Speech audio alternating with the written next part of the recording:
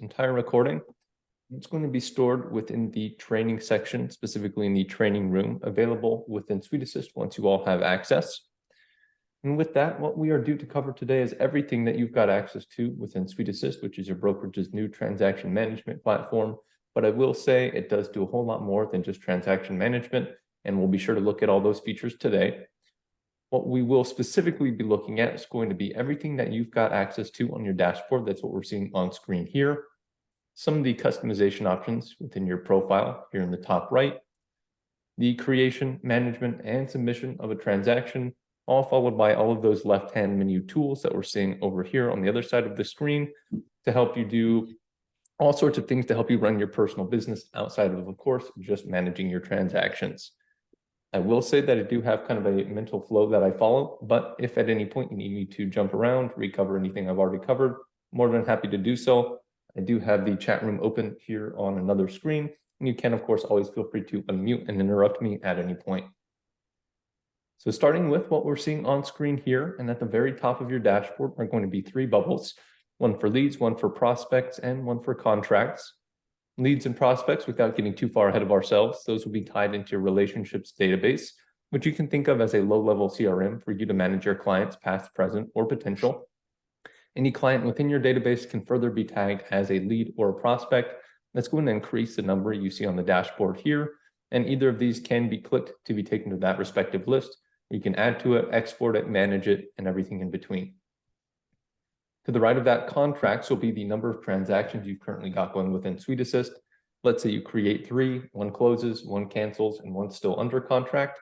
That would be 3 contracts as seen in this area.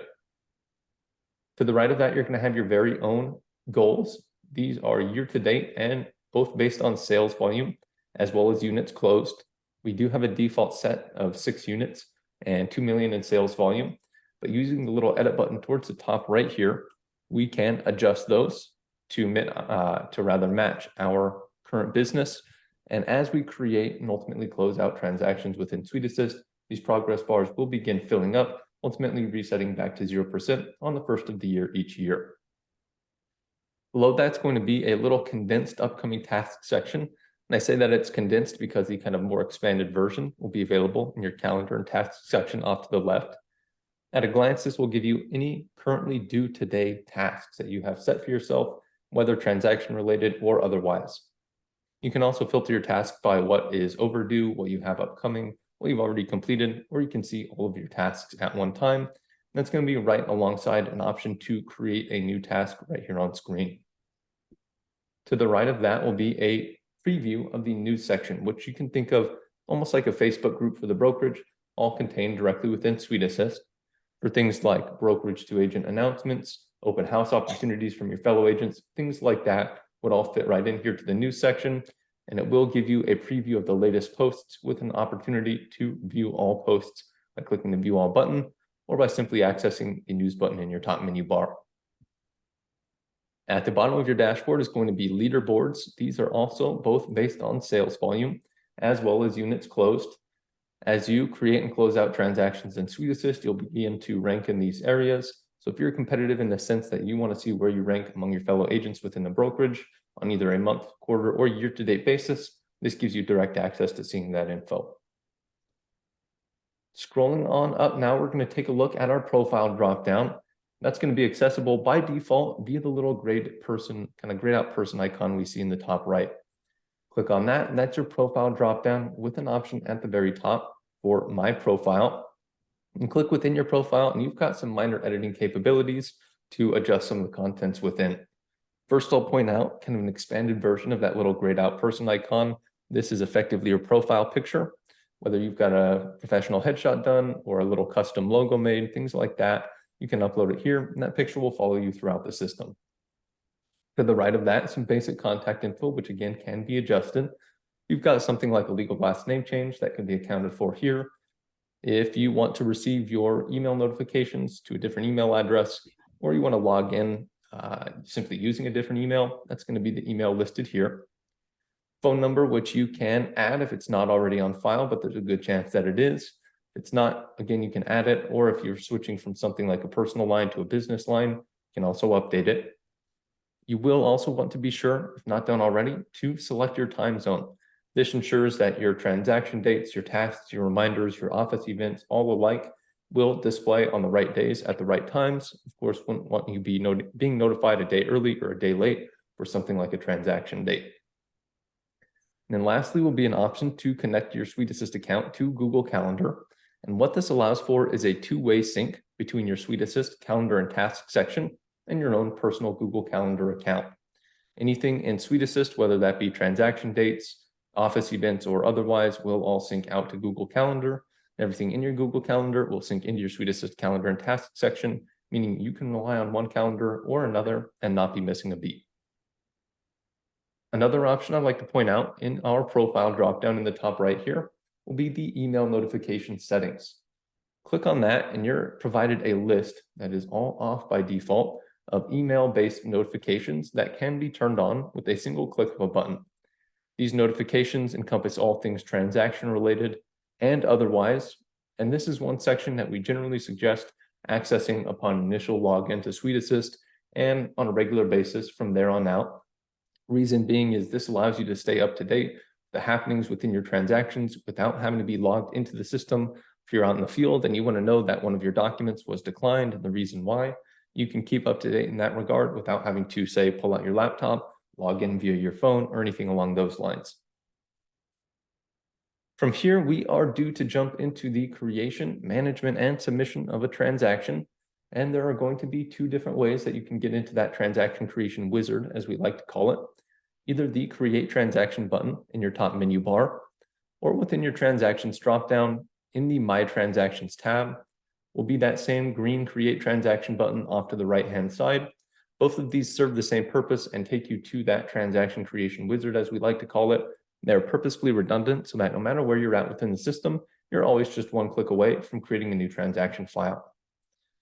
So let's use the option in our top menu bar here, at which point we're taken to that transaction creation wizard, where it's just a few simple questions to be answered, a few simple data points before we're given our transaction file. First being who we're representing, whether that be a buyer, a seller, or if it's a referral or a lease. Naturally, your selection here is going to be of utmost importance in that something like a lease is going to require different documentation than a listing. But if you do make a mistake at all, you do have the opportunity to delete your transaction as long as no documents have been uploaded. If you accidentally created a listing rather than a purchase side transaction, you realize that right away. No harm, no foul. You can delete it and recreate it. But up until the point that you upload a single document to your transaction, the system then sees that as a compliance issue and takes away any opportunity for you to delete it.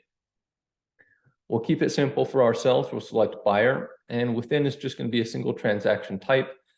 And from that point forward, it's going to take you through a series of yes, no questions, depending on the transaction type.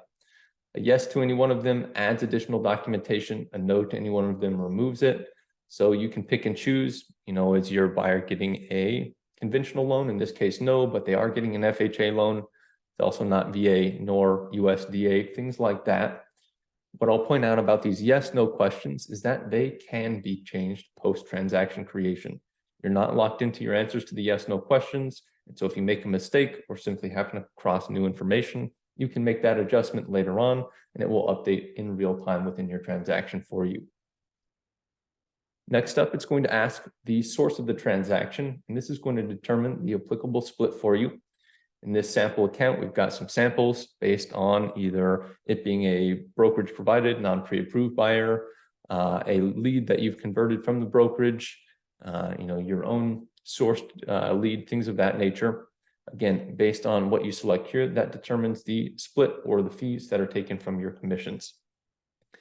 The lead commission plan functionality is largely replaced by the above selection of the source of the transaction, and it is optional, so we are going to go ahead and skip over it for now. The property address, however, will be required, and as you begin to type in an address, it's going to pull the results nearest to you. This is simply a convenience feature. It doesn't actually need to be used. Let's say, for example, that you're working with a buyer and you've got multiple offers out. One hasn't been accepted yet, but you still want to get the transaction file created in SuiteAssist. You could always do TBD or none yet. As long as there's some form of a text entry in this field, the system will accept it. And just the same as the yes, no questions above, we can adjust this property address post transaction creation. We'll go ahead and do 123 Sample Street, and to confirm what I previously mentioned, I'm not going to select one of these drop-down options. I'm simply going to click away, and that's just fine as far as the system is concerned. Very last data point required is going to be who we're specifically representing as the client in this transaction. And this is also going to be hooked up to our relationships database.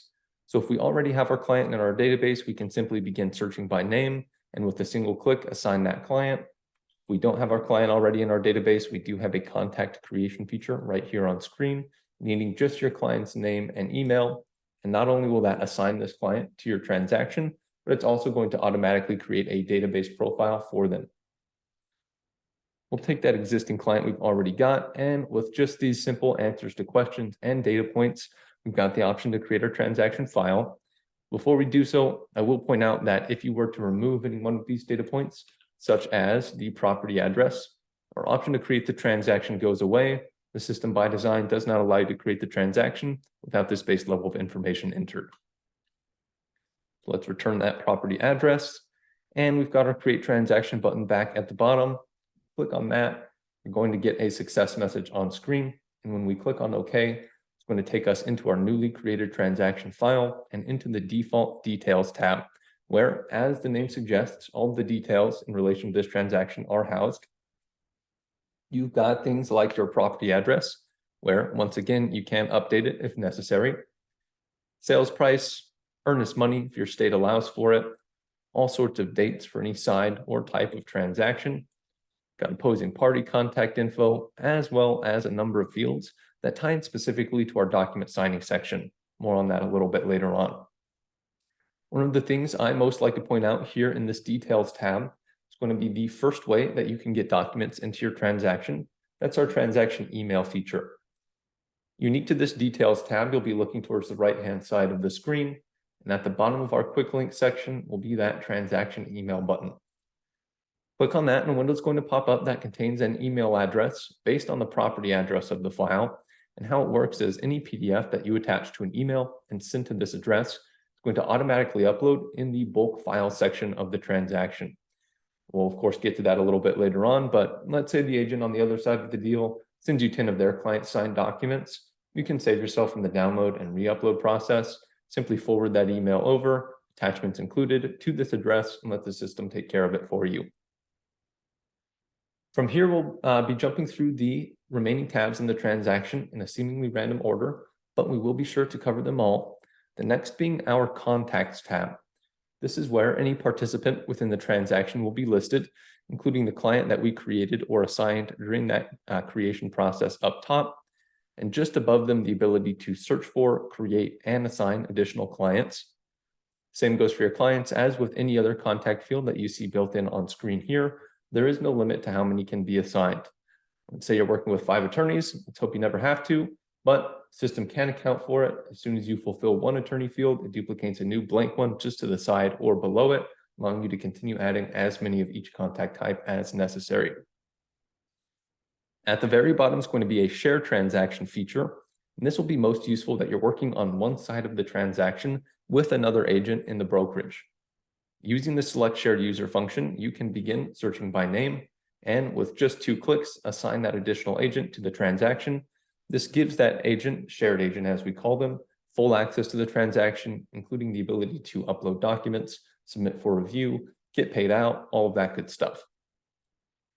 And the last contact field I'll point out here is going to be our transaction coordinator field. If we're working with a TC, either we can create the transaction and assign our coordinator to work on it, or our coordinator can create the transaction and assign us as the primary agent. Both will produce the same result. It's just kind of a matter of, say, how full service your TC is. Scrolling on up, we're going to jump over to the chat tab. And this is going to be a chat room unique to this transaction file, designed to save the participants within the transaction from additional text threads, email threads, or otherwise in relation to this transaction, but stored elsewhere. Instead, any participant within the transaction, specifically those with access to SuiteAssist, can access this chat room and communicate within. It's going to function just the same as any group message you've used elsewhere, where your messages will be on the right-hand side, everybody else's messages will be on the left-hand side. One good thing about the chat messages, as with all other data points in SuiteAssist, that they never expire, disappear, or get deleted. If in 3 months, 6 months, or 3 years down the track, you want to return to your transaction, see who sent what message and when they did so, you'll have that info here down to the exact minute. Looking next under our More Actions dropdown, at the very bottom will be an option to delete our transaction file.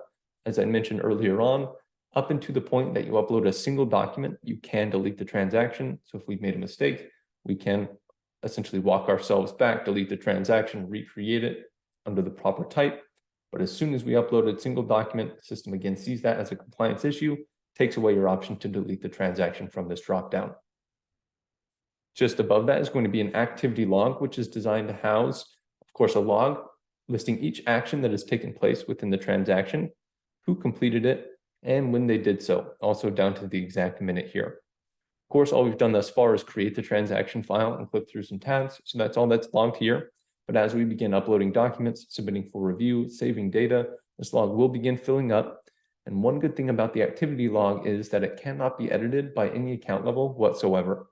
If there's ever any form of a dispute as to what has or has not been completed within the transaction, this is going to be your ultimate resource in that regard. Jumping over to the Tasks tab now, what I'd like to say here is that there's one single task functionality, but it suits the brokerage and you as the agent slightly differently. And what I mean by that, and we've got an example of it on screen here, is that on the brokerage side, they've got the ability to create what we consider task templates. Those are tasks that automatically populate simply upon the creation of the transaction. They can automatically be assigned to you, to your coordinator, or any one of our built-in account types. They can further automatically take on a due date, meaning that they show up on your transaction calendar, as well as within your calendar and task section off to the left. As the agent, you don't have any way around any templated tasks by the brokerage. You can't delete them, you can't hide them. The best you can do is simply not complete them, but they will always be on display in this tab. But that said, you can still benefit from the task functionality as an individual agent, and you do so under your transactions dropdown in the Add Custom Tasks tab. That allows you the same functionality where you can create your very own task templates that can also auto-populate, auto-assign, auto-date affiliate, all that good stuff. The primary difference is that your tasks don't replace the brokerage's tasks. They simply display alongside them. That's why I like to say there's one single task functionality that suits the brokerage and you as the agent just slightly differently. One tab over is going to be the Documents tab, which, based on who we selected for representing and our answers to those yes/no questions, that's going to determine the list of documents that we see on the left-hand side here. Before we go any further, I will point out, as I mentioned during the creation process, that you're not locked in to your answers to those yes/no questions. At any point, you can adjust them here within the Documents tab using the Questions and Disclosures section and specifically the View and Edit dropdown. This returns to you a list of all of those same questions, green indicating the answer is yes, gray indicating the answer is no. And you can see with a single click of a button, we can change our answers. And although it happens pretty fast, it flashes the left-hand list here, adding or removing the applicable documentation, addenda, disclosures, things of that nature. What we are due to look at next is the next way you can get documents into your transaction. That's what we call the direct upload. This will be useful in the case that you've got an individual PDF with one single document within, it's all fulfilled and ready to be reviewed on file on your computer. In which case you'd find that file that you've got as named accordingly in the left-hand list, select the little 3 dots menu to the right of it, and find the option within to upload your completed document. That's going to open a file browser on your computer, allowing you to find that individual PDF and upload it accordingly. The upload will complete based on your internet speed before going into our decrypt process. That's this red spinning wheel we see here. Very often when a document is generated or signed in a third-party software, that software will put their own form of security or encryption on the document, preventing other softwares like SuiteAssist from viewing or editing it. And what we've got is a counter functionality to that, what we call our decrypt process, which breaks through any security on a PDF that you upload, and then further checks over the document for signatures, initials, or third-party data added, and if it finds any, locks them in place on the document, making sure that they don't disappear, float away, or anything like that. Although that decrypt process can take anywhere from 15 seconds to a couple minutes, file size depending, there is no need to wait around for it as it will continue in the background. You've got multiple individual PDFs all split apart, ready to go. You can continue moving through the list, uploading your completed document, moving on to the next, following that same process. Again, no need to wait around for it. As long as you're seeing this green success message in the top right, you can close your laptop, navigate to a different tab within SuiteAssist, or close SuiteAssist entirely, and it will complete this decryption process in the background for you. Of course, not always. You're going to have individual PDFs all split apart, ready to be uploaded at once on your computer. Maybe the agent on the other side of the deal sends you a 20-page PDF. It's got 5 of their clients' signed documents within. And in theory, you would need the full version of Adobe or to find a third-party website to get it all split apart for you. Instead, you can do all those things directly within SuiteAssist and specifically in your transaction in what we call the bulk file section. That's going to be unique to your Documents tab. You'll be looking for the green ribbon up top and the Upload Bulk Files button on the very right-hand side of it. Click on that and you're taken to the bulk file section that serves a couple different purposes. First being file storage.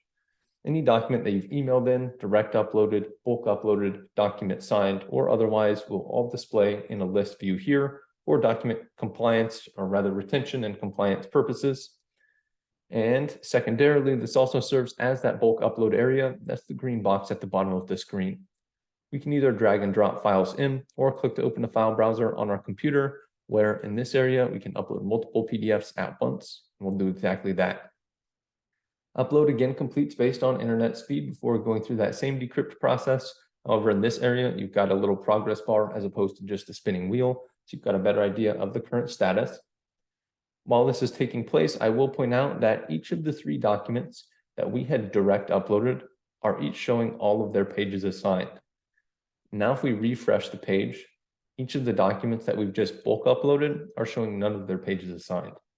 That's because what we sort of indirectly did during the direct upload is indicate to the system that these specific PDFs that we're uploading are unique to the specific document tabs that we're uploading them to.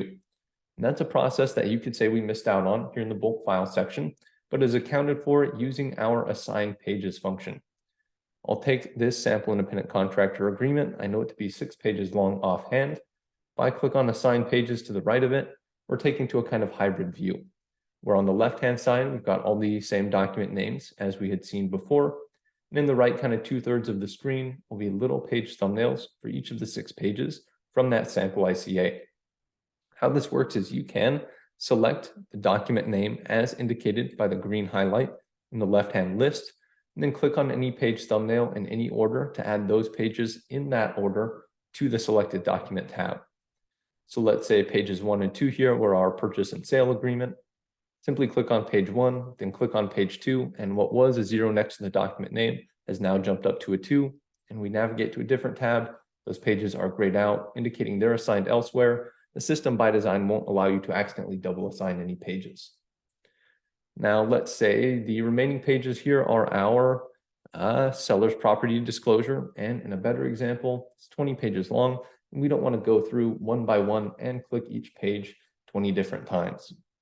What we can do instead is use the select all option towards the top right here, and then the assign document option just to the left of it, and that's going to take any currently unassigned page and assign it to the selected document tab. Maybe a mistake was made, however, or you need to swap out a document. Happens often enough, and for those reasons, it's just as easy to unassign pages as it is to assign them from the get-go. To help show that off, I'm going to click between these 2 tabs here, where you may notice that the pages assigned to them are highlighted and displaying a green check mark in the top right. And if we hover over any page displaying a green check mark, a red X appears. And if we click with that red X visible, this is our opportunity to unassign that page. If it's just one page you need to unassign, it's easy enough to move your mouse on up, click on OK. But if you've got multiple to go through and unassign, it's much faster to just hit spacebar on your keyboard, produces the same effect, and allows you to keep moving through the list much faster. For a future example in about 90 seconds here, I'm going to take this currently only unassigned page, page 3. I'm going to assign it to the very first document in the list, and we'll come back to that here momentarily. At this point, we've taken our 6-page sample ICA and we've sliced and diced it 3 different ways, but I can confirm the original file is never actually altered or harmed.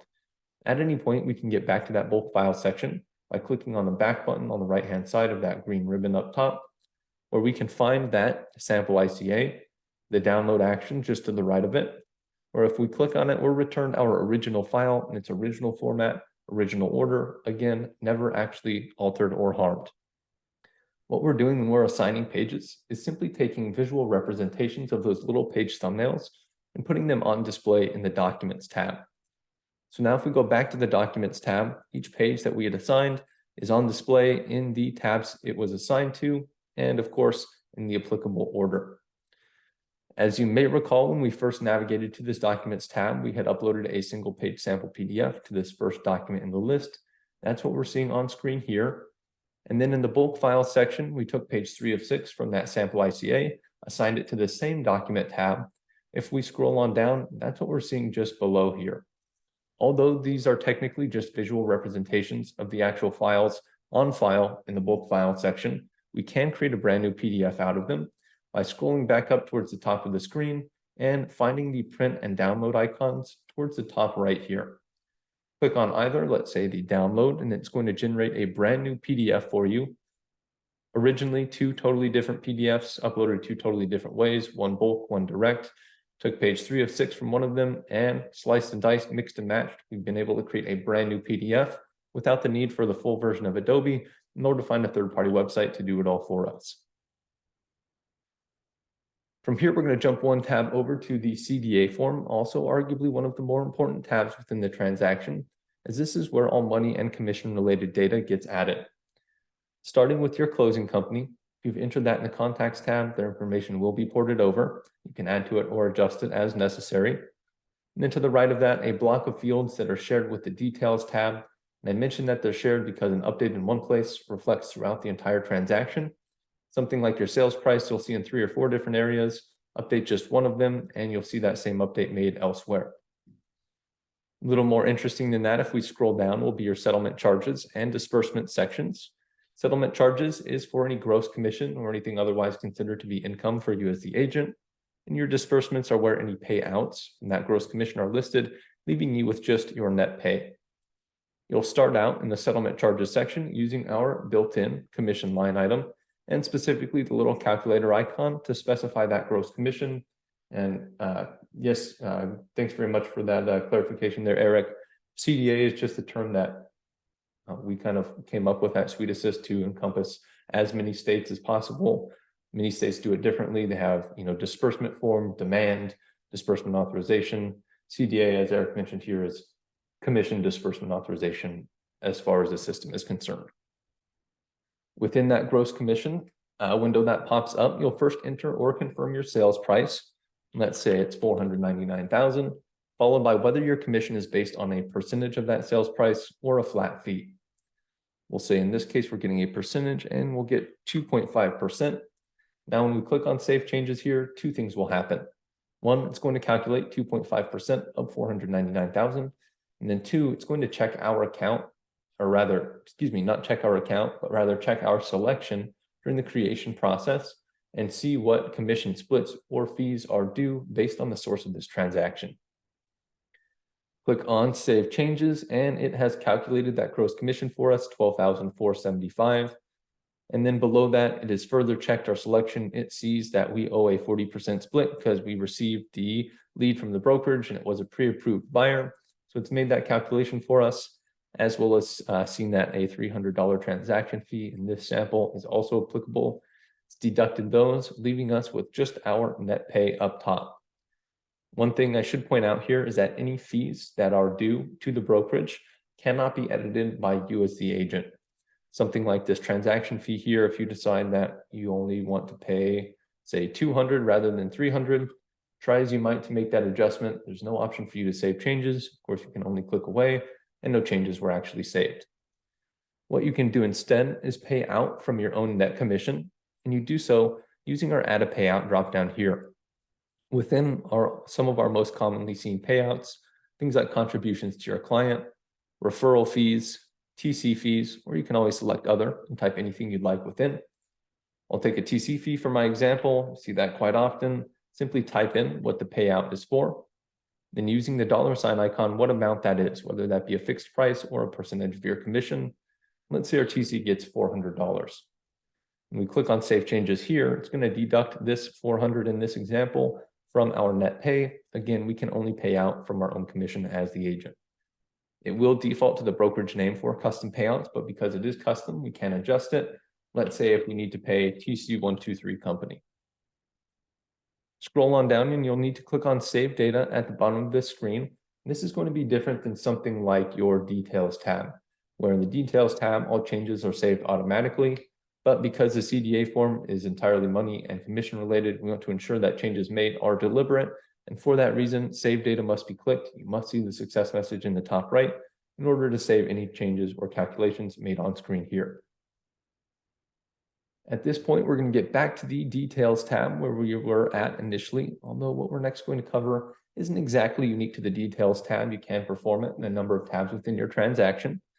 And those will be the options at the bottom to submit for closing and submit for review.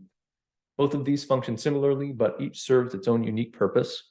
Submit for closing is designed to be done at the very end of the transaction. All documents and data points have been fulfilled. It's on or near closing day, and everybody's ready to get themselves paid. With that, by default, the system will require that all documents are fulfilled in order for you to submit for closing. I'm going to give a quick example for us and create a custom optional document. Any document that you see listing a blue optional tag, as seen here, is, of course, optional as far as the system is concerned and doesn't need to be fulfilled in the case that you want to submit for closing.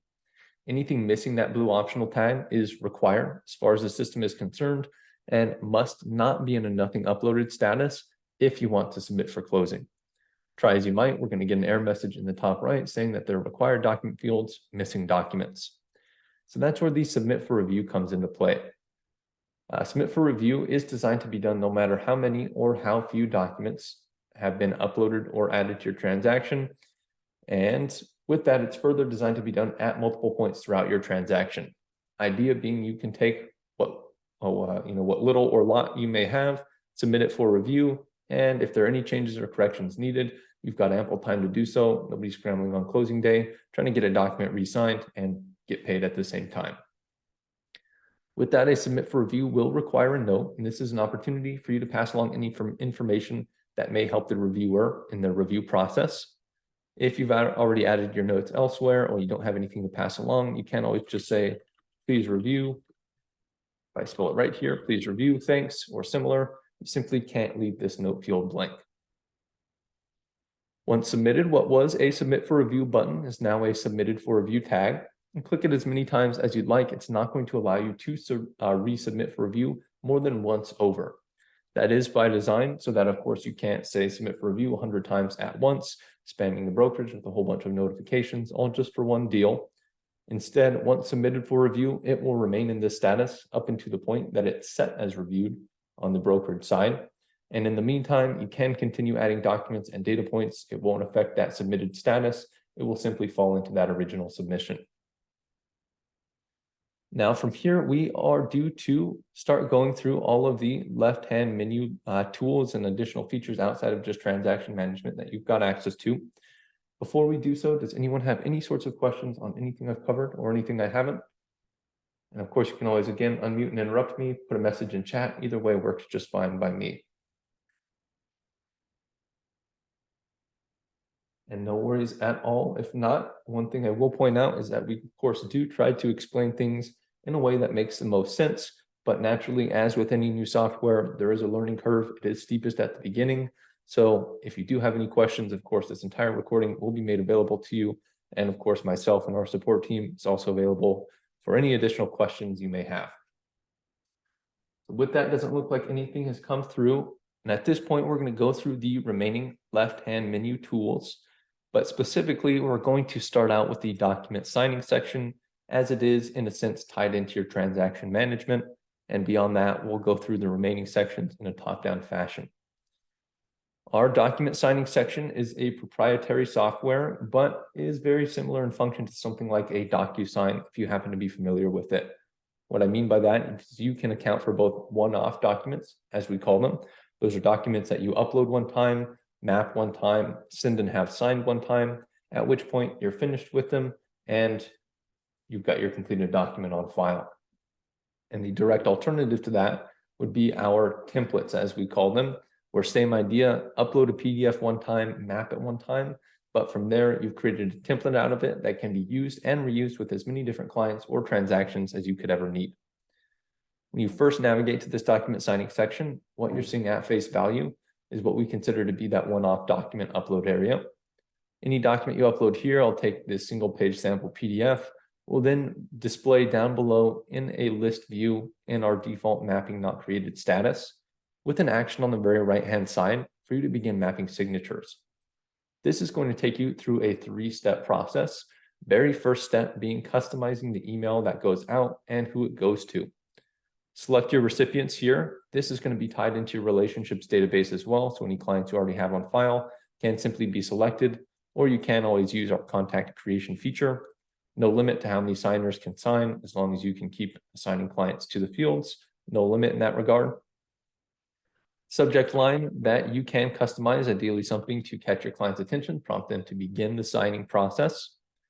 And if you want to really white label the email that client receives, we've got an email template feature built in that you can put your headshot in, you can customize with font sizes, styles, and colors, all that good stuff, something to really kind of white label it for you. Or if you don't want to take it that far, you can just use the mail content section. Plain text only, but anything you type within here is going to display just above the click here to sign link for your client. Once you've customized that email to your liking, click on next, at which point you're taken to the actual mapping process, where you'll first select which client you're mapping fields for, and then add your signatures, initials, names, date signed, text boxes, check boxes. Again, kind of everything that you would expect from a signing software, all on the left-hand side. Once mapped to your liking, scroll on down and click Save Mapping and Continue, at which point there's one last optional step, and that is a transaction selection. Our template functionality is quite a bit more built into the transaction management than our one-off documents, and we'll look at that more here in a moment. But if this one-off document is transaction related, you can select which of your existing transactions it's affiliated with, and upon completion of signing by your client, the completed version will automatically upload for you. This isn't transaction related, maybe it's a digital birthday card. You don't need to make a selection here. You can simply agree to the terms and send, at which point, within a matter of seconds, our client has received the email. We're prompted to go back to our documents list, and the status has updated to now waiting for recipient. And we now have a resend action, this little paper plane icon off to the right, in the case that our client says they didn't see the email, or you just want to get it back at the top of their inbox. And then Eric, you had asked, can the agents sign from here or only the client? And so that is exactly what is possible, let's say, within our agent document template section. Within, same idea as we saw before, upload up top, we're going to take that same single page sample PDF. It's a one-time PDF upload, at which point it displays down below with a similar mapping functionality. However, the templates specifically have agent mappable fields. Just the same as we can select how many clients need to sign and where they need to sign, we can also do the same for us as the agent. Put in our client fields, put in our agent fields, and anything that we map for ourselves is going to prompt us to sign as soon as we go to send it out to a client. It will not send to your client unless you've completed your portions first. Once mapped to your liking, scroll on down and click on Save and Close, at which point we have just mapped the content of this template. And from here, there's just one last mapping step. That's what we call the workflow document mapping. I'm going to reference back to that documents tab of the transaction we worked in before. I'm going to take this pre-approval slash lender proof of funds as my example. And next to that mapping option back in our templates page is a workflow document mapping button. Click on that and we're given a full list of documents that could be used in any side or type of transaction. And I'm going to find that document I used as my example, the pre-approval lender proof of funds. I'm going to check the bubble next to it and click on submit.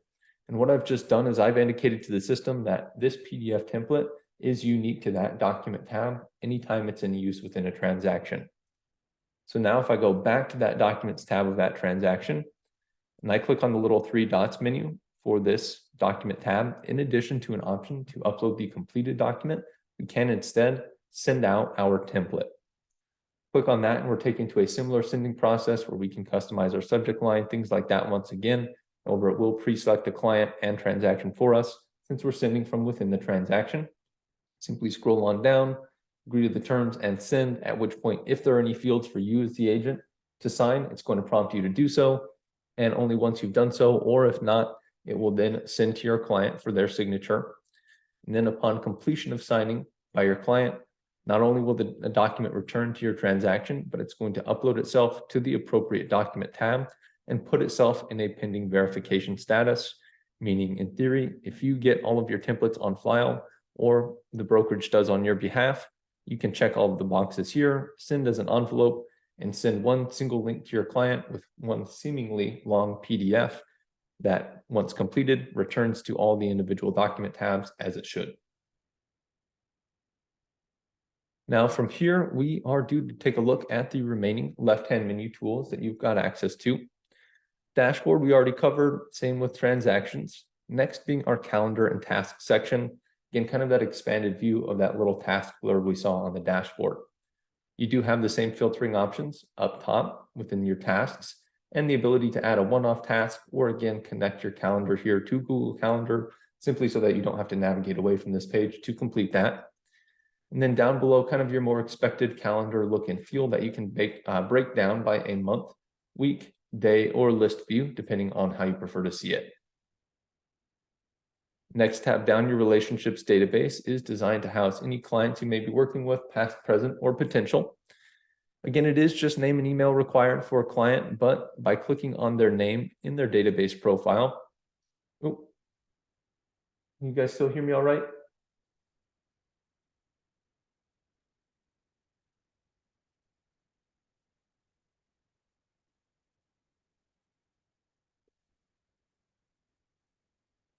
Oh, am I back? There we go. All right. Looks like, sorry about that. Yes, you're back. My internet cut out there for a moment. So not sure exactly where I left off, but to take half step back, it is just name and email required to be on file for your client. But by clicking on a client's name within your database, we've got a whole bunch of additional fields outside of just name and email, things like spouse contact info, mailing addresses, birthdays, things of that nature. That said, anything that you keep on file specifically for your clients that we don't have a built-in field for, you can use our custom fields feature under your relationships dropdown and create as many different custom fields that you can keep on file for your clients as you could ever need. Each displays at the bottom of the client profile here. So let's say you wanted to keep your client's favorite restaurant on file so that you can buy them a gift card for their birthday. Something like that would fit right in as a custom field. Along the same lines in terms of customization, if we navigate to the contact types tab, you've got the ability to create as many custom contact types as you could ever need to help segment out your client lists. We do have a few built in for business to business, past clients, family and friends. You can edit these, you can delete these, or you can always create your own. No limit to how many contact types can be created. Next tab down is our video email feature, which is a marketing tool above all else, and is designed to allow you to send emails or email blasts out to your clients up to 500 at a time. Video email is the name, but I will point out that that is simply because you can record, store, and include videos in the email blast that you send, but that's not a necessity. We do have a simple checkbox to not include a video in your email, and you simply don't have to. Within this video email tab, it will default you to the Compose tab where you can start composing your email.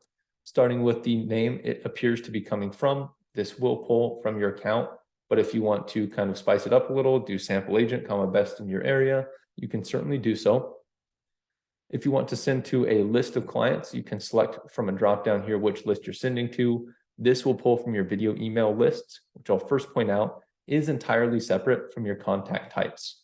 While they function nearly identically in terms of maintaining lists of clients, your contact types will be unique to the database. Your video email lists will be unique to the video email section, but you will have options to kind of move lists around as necessary. Alternatively to using the list selection, you can simply type in an email, if not multiple emails separated by a comma in the to field. Subject line, also ideally something to catch the attention of your client, but I will point out the little tooltip we've got here, listing a list of our most commonly seen spam words and ones that are all but guaranteed to land your email in spam. Good chance that you're not going to be including any of these in your subject line, but it's always good to take a look at just in case. If you're going to be doing something along the lines of sending the same email blast to multiple different clients or client lists, you can create the email as a template just one time and use and reuse that template as many times as you need, as opposed to customizing it for each send. And if you do opt to record a video and you have it stored in the system in any fashion, you can select that pre-recorded video here, include it in your email down below, but that is optional. You don't need to. Then the description section is going to be the body of your email with customization options like font sizes, styles, and colors, links, pictures, and merge tags. So if you want to add the personal touch to your email without having to remember to type in the client's name, the system will do so for you. Once ready to send, you click on send. It's going to give you a built-in 15-second buffer. If you realize there's a typo right as you're hitting send or you selected the wrong sending list, no matter what, you will have that 15-second buffer built in to cancel your send and fix your mistake. If you want to come back to your email and continue working on it later, you've got to step away from your computer, let's say, you can save it as a draft. It will add to your drafts tab up top. More on that in a moment. Or you can schedule out your emails. What we like to say is that we don't have drip marketing, and that is not done for you drip marketing, I should say. Using the schedule feature, you can schedule out as many different emails as you could need and effectively replicate a drip marketing campaign. Again, it's simply not done for you. And then Eric, another question, the video has to be uploaded or can you add a link to the video? So we've got 3 different options. We'll look at each of those here in just a moment, but essentially you can either upload it to somewhere like YouTube and have it embedded. You can upload a MP4 file directly, or we have a video recording tool built into the system. So you can record it, say directly from your computer using your, webcam or similar. The whole time that you are customizing the email that you're going to send, you can click on preview just one time. From that point forward, the blank white space off to the right here, it will give you a real-time preview of the updates you make. And then if you opt to create an email template, you're not going to be locked into what you've done previously. You can edit the template just kind of as a one-off adjustment just prior to sending so that you don't have to lose any sort of progress you've made along the way. Scroll on up and the drafts tab will be where any drafted emails are listed, including your subject line, your from name, and actions to edit them, delete them, or otherwise. Any email templates, or emails that you have scheduled out will display in a list here, again, listing their subject line, when it's scheduled, as well as some actions to cancel that send, reschedule, or send now. Any emails sent will display in the Sent tab with a full range of analytics. You can see how many emails were sent, how many were opened, how many bounced, how many clicked a link within, how many marked as spam, how many unsubscribed, all that good stuff. Next tab over, My Videos, is where you get to add those videos. They will display in a list fashion if any are on file, or you can add them using this plus sign here. Again, you can either upload an MP4 file directly. You can also embed a video, let's say if you've got it uploaded to YouTube or similar, or you can use our recording tool built in, record it directly within the system. It is going to give me an error message because my camera's already in use, and I'm going to click on X here, but if that wasn't the case, we can use our built-in recording tool. Beyond that, you can create your email templates. We do have a basic one built in that you can duplicate and build off of. As many email templates as you create, you can maintain. There's no limit. Once again, you simply select what you want to use in the sending screen. And lastly, that video email lists, where once again, we've got a default built-in video email sphere of influence that you can edit, you can delete, or you can create new lists. Again, super easy to move your clients around from database to video email lists to contact types and everything in between. Beyond our video email section will be the training room. Select the training room, and right now it is just a sample training course that we've got in there, but our training here today is all being recorded and will be taking the place of the sample training course by this evening. This will ultimately be filled up with any brokerage provided trainings, maybe recordings of office meetings, guest speakers, things like that. And this should give us an example of what to expect once we've got today's recording on file. when we click in to view the training, any sort of written content, frankly, for the training course will be the main content piece in the middle. And our video in this example from today will be available within that you can play, pause, adjust volume, adjust quality, make full screen, all that good stuff. Marketplace, this one is also currently being worked on by the brokerage, but I believe right now we've got a couple vendors in here, a designer, Deborah, home inspector, Hugo, couple people the brokerage suggests working with on those fronts, but of course, keep referencing back here, and this will ultimately be filled up with additional vendors, service providers, affiliates, things of that nature. Document signing section we already covered, so we're going to jump down to the Office Docs instead, which is designed to be a library of any documents, images, or otherwise resources made available by the brokerage to you as the agent. You can either filter by category, you can search by document name. Then once you found what you're looking for, it's going to be a single click of a button for you to view or download that document. The search does work in real time, so I'm going to take this full color logo I see down below. If I go, I want a full color logo, I start typing in full. Looks like there's a handful of different versions, different types. Again, we found what we're looking for. We can confirm by viewing it first or simply download, single click of a button here. Next tab, integrations, is our Zapier integration. If you're not already familiar with Zapier, they call themselves digital duct tape. And what they mean by that is they connect thousands of online softwares to each other.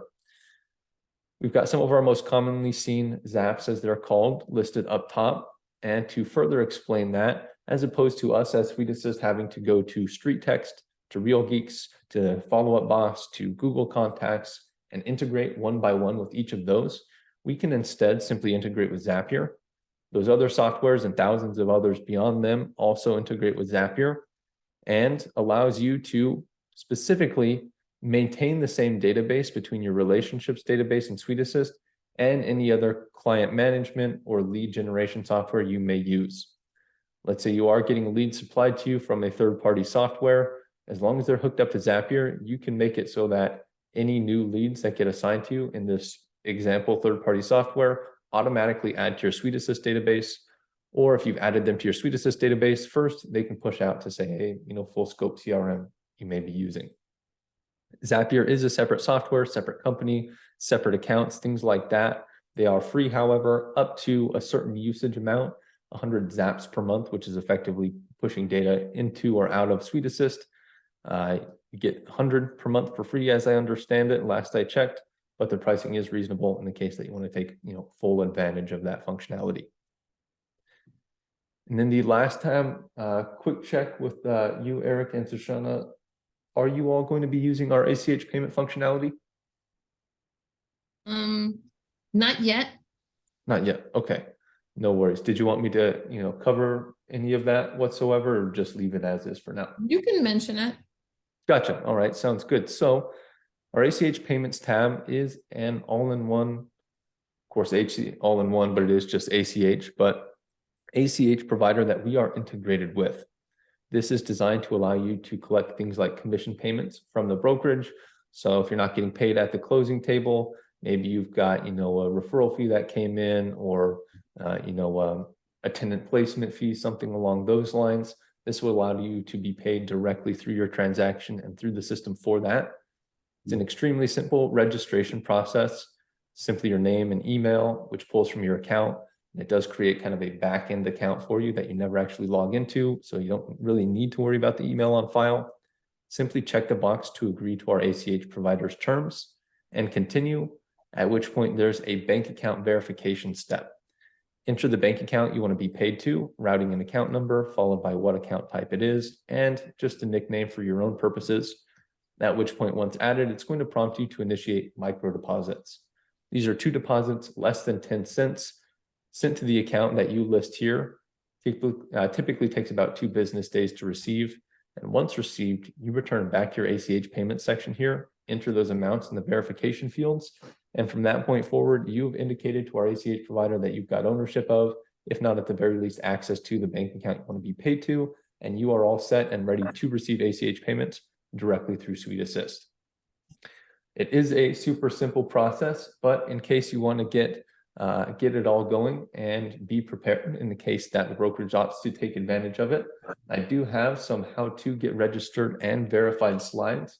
I'm going to go ahead and throw that in the chat room here. Just take me a moment to copy it here from a different screen. Copy link. There we are. And I'm going to put it for everyone to see. Again, should be relatively self-explanatory setup in this area, but having screenshots and little text boxes to go along with them, of course, always helps the process no matter what. So feel free to, again, take advantage of that and get yourself set up for when and if the time is right to be paid via ACH through the system. But of course, you can always work at your speed, and you can always register and get verified at any point in the future. No absolute rush. And with that, that is about going to wrap up everything that you've got access to in SuiteAssist. Again, a quick recap. That's everything that you see on your dashboard. Some of the customization options within your profile, including your email notifications, the creation, management, and submission of a transaction, all followed by all of the left-hand menu tools that you've got access to help you run your business and market to your clients, things like that outside of just transaction management. With that, of course, it was a whole lot of information, but it has all been recorded. And I'd like to ask, while the recording is still going, if anybody has any sorts of questions I can answer for you. Again, feel free to put a message in chat, unmute and interrupt me. Either way works just fine, so that if anybody has any questions that maybe someone else may as well, can answer them for everyone to hear, and of course for the purpose of the recording. ¿Alguna persona tiene alguna pregunta?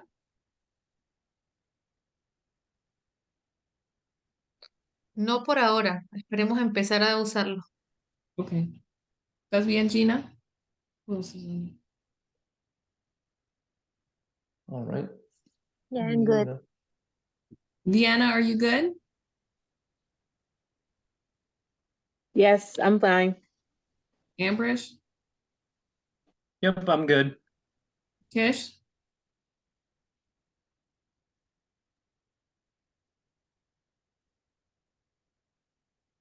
Okay, that must be she's good. Isidro?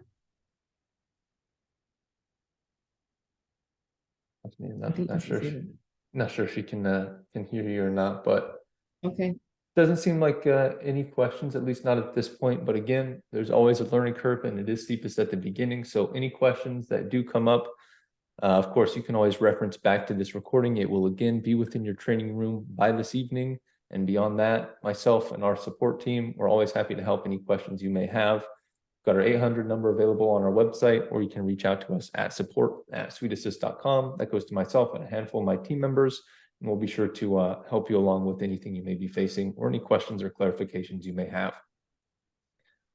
Okay.